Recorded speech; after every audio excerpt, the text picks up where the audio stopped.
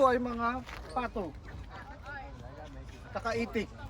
Pero ang totoong pangyayari niyan, ang pato ay nagsisimula lamang sa dalawa.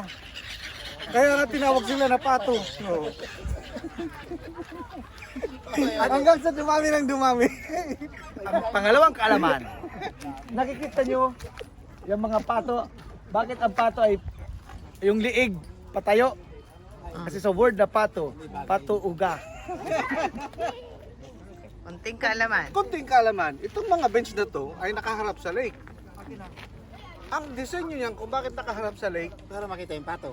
para makita ang tao at saka pato at the same time, kung ito ay nakaharap doon, mahirap na bumaliktad, malulunod yung tao. Okay, ulit. Konting kalaman. Nakikita niyo ba itong tubig dito sa lake?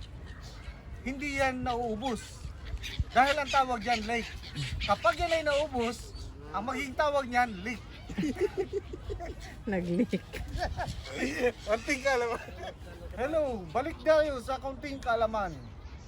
Itong swan na to, kung makikita nyo, walang asong lumalapit.